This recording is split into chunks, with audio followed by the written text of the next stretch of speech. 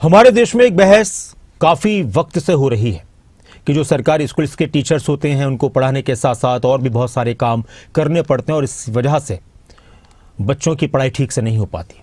इन दोनों दिल्ली का माहौल भी, सियासी माहौल भी गरमाया हुआ है।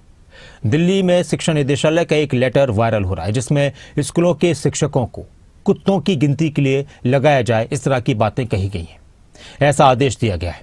इस मुद्दे को लेकर दिल्ली की सियासत भी गरमाई हुई और बल्कि देश के अलग अलग पार्टियों के नेता भी इस पर वार पलटवार में लगे हुए हैं। बीजेपी और आम आदमी पार्टी एक दूसरे पर जमकर निशाना साध रहे हैं। अब सवाल ये उठ रहा है कि क्या गुरुजी कुत्तों की भी गिनती करेंगे, और इस पर बीजेपी नेताओं ने क्या कहा, दिल्ली सरकार के जो नुमाइंदे उनकी तरफ से क्या कुछ कहा गया, आम आदमी पार्टी के नेता क्या कुछ कह रहे हैं, ये रिपोर्ट देखिए।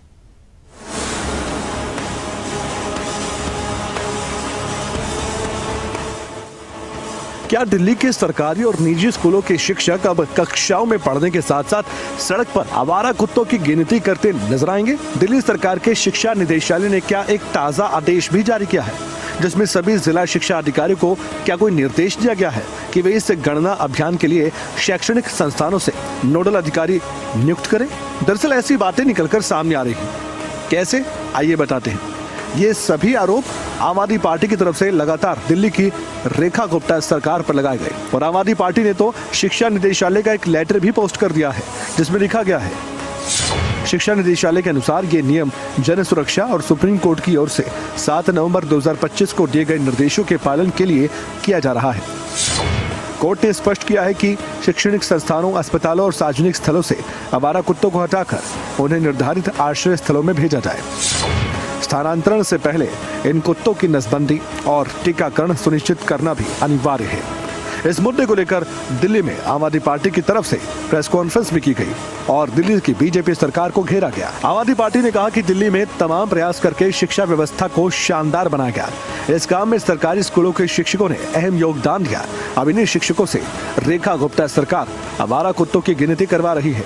बीजेपी सरकार के इस फैसले को आम आदमी पार्टी लागू नहीं होने देगी, बल्कि DDE director of education district north west का ये पूरा लिस्ट है कि किसको लगाया जाएगा ड्यूटी पे, ये पूरी लिस्ट जारी हुई है। तो मैं मानता हूं आशीष सूद जी, आप जिस विभाग के मंत्री हैं, अरविंद केजरीवाल जी की सरकार में मनीष जी ने शिक्षा में ऐसा काम किया कि वो ना केवल दिल्ली बल्कि देश विदेश में लोगों ने सराहा। अरविंद केजरीवाल जी के मॉडल ऑफ गवर्नेंस का शिक्षा विभाग एक अहम हिस्सा था। 10 साल में पहले लोग पैरवी करने आते थे कि प्राइवेट में एडमिशन कराओ, अब प्राइवेट स्कूल में पढ़ने वाले बच्चों की पैरवी होती थी कि सरकारी स्कूल में कराओ। तो एक बड़ी लेगेसी जिसको आप चला रहे हैं। मैं मानता हूं कि आपसे नहीं संभल रहा, उस लेगेसी को संभालना इतना आसान भी नहीं है, लेकिन कम से कम झूठ तो ना बोलिए।